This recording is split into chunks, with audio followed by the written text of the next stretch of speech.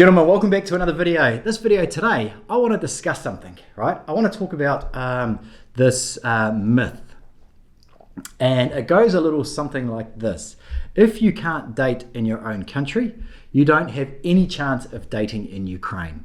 Okay, so there's this narrative. I'm going to call it a myth, kind of. That if you can't date in your own country, or women are not interested in you in your own country, then you don't have a shit show of dating in Ukraine and don't even bother with it. So I don't think it's fair, right, to put everyone into the same category. Because if you truly, really understand the dynamics of dating in the West, right, and if you understand hypergamy, it can make things very difficult. And while it may not be completely impossible to date women in the West at all, that's not what I'm saying, it can be difficult to date women that you would want to date in the West. Now, if anyone of you guys have been to Ukraine, like you came over here just for one trip and you went on dates, when you go back home, you do not want to date the woman back in your own country. And I know there's people watching this who know exactly what if you understand what I mean by this, once you've been exposed, once you've been spoilt, put a like on this video because I want to see if how many guys actually understand what I just said there. But when it comes to not dating in your own country, right, there's many different things why you can't get dates back home. Okay, let's discuss the one which this narrative is about, right? That you are completely undesirable for women in the West, right? Maybe you're grossly overweight, you've become obese, you're not motivated to do anything, you don't have a good job, or I shouldn't say good job, but a well-paying job, then that narrative, I guess, is probably pretty accurate. You know, you have to have value for any woman, whether it's in the West or whether it's in another country, such as Ukraine, right? And in my other video, which was why would you date in one of these emerging countries, I sort of go a little bit into depth about that. And that she has to see value in you. Hypergamy is going to kick in. It's easy to achieve in some other countries, a lot easier than in the West. And you'll know if this is the case, right? You'll know if you are seen as somebody who has value in somebody that a woman will desire. And if that is the case, then you have to work on yourself before you come to Ukraine. A little while ago, I was talking to someone who said, you know, if the guy can't get dates in his own country, he's not going to be able to get them in Ukraine. And I said, well, I disagree with that. I think that there is somebody for everybody in Ukraine. It's just that what's available to him is not what he was sold, or he doesn't want that. And if that's the case, you know, you've got a lot of work to do. Maybe you need to lose some weight. Maybe you need to earn more money. Whatever you need to do to increase your value in the sexual marketplace so that you are desirable for a woman, right? Don't forget, hypergamy, women date up. But when I say it's not fair to put everybody into to pigeonhole everyone who hasn't been dating in their own country, I don't think it's fair. One story that I know of, one gentleman, he had, and I know other similar sorts of stories like this, right? So he had a young child, the mother died. He had to raise this child from the age of, 4 or 5, something like that, right up to the age of 17 when the child went off. He never dated. He never went on one single date, or didn't have any relationships. I don't know if he went on the odd date, but didn't sound like that he did. He didn't know anything about how to date women. He's now injected back into this marketplace, and he's like, you know, Tinder and all of these apps, I don't know what to do. And so for him, he couldn't get dates. He didn't know how to get dates. He lived in a small area. He worked at a business that was predominantly all men. I think they were engineers, or they fixed some sort of machinery or something like that.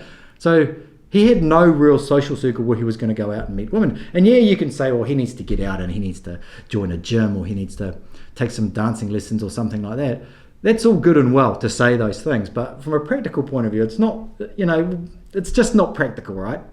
When there is another option, such as going over to Ukraine. So when I say that, like, if you can't date in your own country, we have to sort of differentiate, like, can't date or don't know how to date, or just not desirable at all. You know, I have many different stories sort of similar to this of guys that have had, you know, like they always sort of pull at our heartstrings a bit, like when the guy's wife died and he had to raise the children, but he's been lonely for the last 10, 15 years, and now he sees this as an option, you know.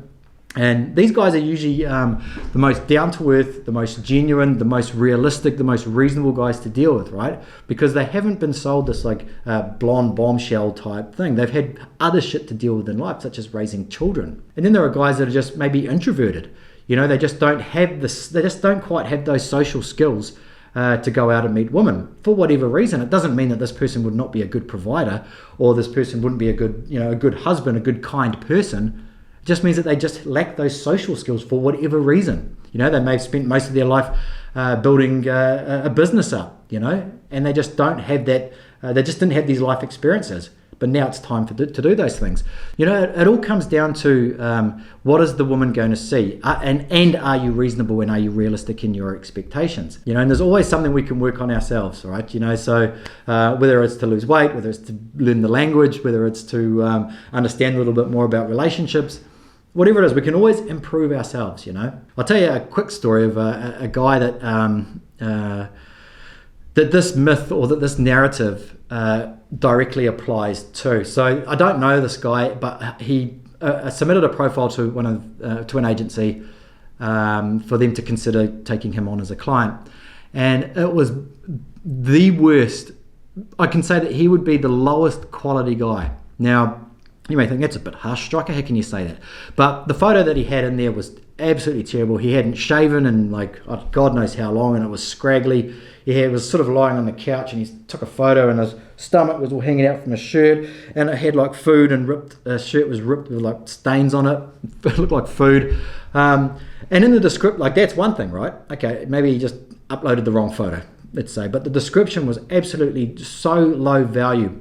In the questionnaire, it was asking him about his life, and he was saying basically the summary of it was that he doesn't like working, he doesn't have any friends, he doesn't trust people, he doesn't like going to the gym, he doesn't do any sports activities or anything like that.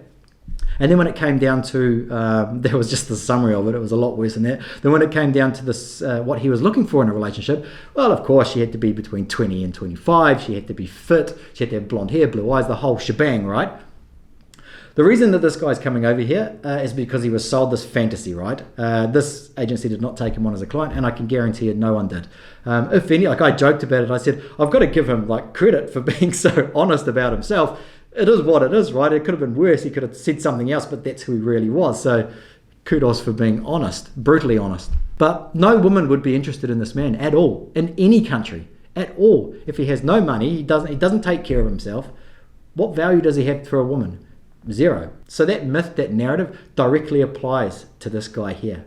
In fact, this is, if you could somehow look up that myth on the internet, or that narrative, there would be this guy's profile picture would have been uploaded. So don't worry about this whole if you can't date in the West, you can't date in Ukraine. It's absolutely rubbish. Absolutely rubbish. A lot of our guys, they haven't been in the dating market for a long time for various different reasons. Maybe it was difficult to date. Maybe they had other obligations. Maybe they just were too shy. They just didn't know how to date, and they just need a little bit of coaching. And going over to Ukraine and dating women over there is one thing that will get a man out of his shell. I know it happened to me. When you're in long relationships or a long relationship, you're lost. That's exactly how I felt when I was going back into the dating market. I didn't know how to go on dates. So don't believe this narrative if you see it, because it's a kind of like a real kick in the guts sort of a thing to say to someone. It's like, you can't get a girlfriend back home, so don't bother wasting your time in Ukraine. It's absolutely rubbish, and it's a ridiculous thing to say to someone. If you're a well-kept man, you take care of yourself, you care that you're going to live a long life, you've done well, you've got enough money and resources to take care of a woman and possibly a family if that's what you want to do, then definitely go and do it. Don't worry about what anybody else says. So that's just my thoughts anyway. I just wanted to throw that out there because I've seen it in a few different places now, and I just don't think that it's a good thing to say. I think it's kind of adding to more bullshit that's in this industry that there just doesn't need to be it. So if you like the video, you know what to do. Subscribe to the channel, and I'll see you guys next time.